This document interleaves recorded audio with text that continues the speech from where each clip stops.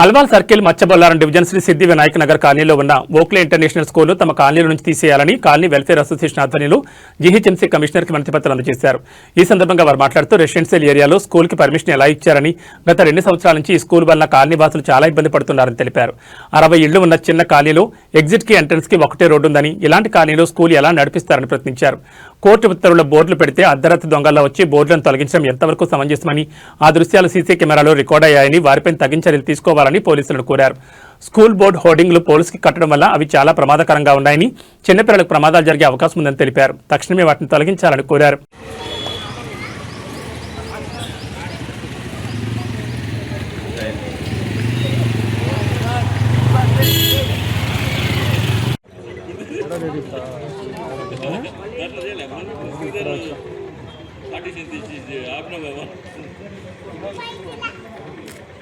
Colony Machabollaram అల్వాల్కి పరిధిలోకి వస్తామండి.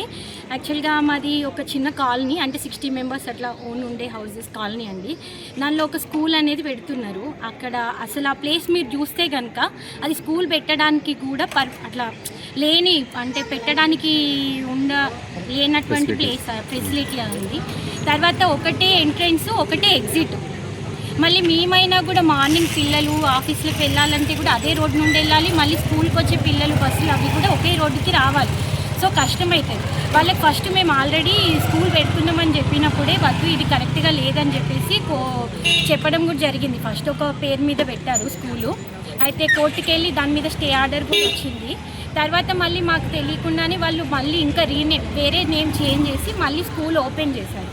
ఈ మధ్యలో వాళ్ళ స్కూల్ సంబంధించిన బోర్డ్స్ కూడా పెట్టారు. అయితే కోర్టు నుండి వచ్చిన స్టే ఆర్డర్ అట్లాంటిది ఉంటుంది కదా, నోటీస్ బోర్డ్ మేము మా కాలనీ తరఫున మా ప్రెసిడెంట్ వాళ్ళు అక్కడ పెట్టారు. పెడితే వాళ్ళు నైటే వచ్చేసి దౌర్జన్యంగా ఆ బోర్డ్స్ అనేది ఇరగొట్టి ఒక రాత్రి 12, 1 ఆ టైంలో వచ్చేసి అలా చేయడం కరెక్ట్ కాదు కదా. ఏదైనా ఉంటే మార్నింగ్ ఆఫ్టర్నూన్ అలాంటివి చూసుకోవాలి, కానీ ఒక నైటు ఒక కాలనీ పీస్ఫుల్ ఉండే ఏరియాకి వచ్చేసి వాళ్ళు అలా దౌర్జన్యంగా ఆ బోర్డ్స్ అలా తీసేసి వాళ్ళు అలా చేయడం పద్ధతి కాదు కదా అని మేము ఇలాంటి స్కూల్ వద్దని చెప్పేసి జిహెచ్ఎంసీకి పర్మిషన్, తర్వాత పోలీస్ స్టేషన్లో కూడా మేము వాళ్ళకి కాపీస్ సబ్మిట్ చేసాం, కంప్లైంట్ పెట్టాము. తర్వాత ఎడ్యుకేషన్ దగ్గరికి కూడా వెళ్ళి అసలు స్కూల్ బిల్డింగ్కి పర్మిషన్ ఉందా, అది యాక్చువల్గా మేము అంటే కాలనీ వాళ్ళకు అనే పర్మిషన్ ఉంది తప్ప ఇలా స్కూల్ బిల్డింగ్కి పర్మిషన్ ఉందా లేదా అన్నది కూడా ఒకటి డౌటే. తర్వాత సో ఇంక కంప్లైంట్స్ అని ఇస్తున్నాము. జిహెచ్ఎంసీ వాళ్ళు, పోలీస్ స్టేషన్లో, ఇక్కడ ఎడ్యుకేషన్ డిపార్ట్మెంట్ వాళ్ళు స్కూల్ గురించి ఏదైనా తీసుకోవాలని మేము కోరుకుంటున్నాం కాలనీ తరఫున అందరినీ. థ్యాంక్ యూ అండి. అసోసియేషన్లో నుంచి ఒక మెంబర్ని. అయితే ఇప్పుడు మాకు ఏంటంటే ఆ స్కూల్ ఇంతకుముందు మాస్టర్ మైండ్ స్కూల్ అని చెప్పి వాళ్ళు పెట్టారని, అది మేము ఆల్రెడీ కోర్టు నుంచి స్టే తెచ్చాము, అంత అయిపోయింది. తర్వాత ఏంటంటే ఆర్డర్ కూడా పాస్ చేశారు, ఎంఈఓకి డిఈఓ కూడా పాస్ చేశారు. ఏంటంటే చూడండి దాన్ని బట్టి పర్మిషన్స్ ఇవ్వాలా వద్దా అని చెప్పి ఆల్రెడీ ఇచ్చారనమాట.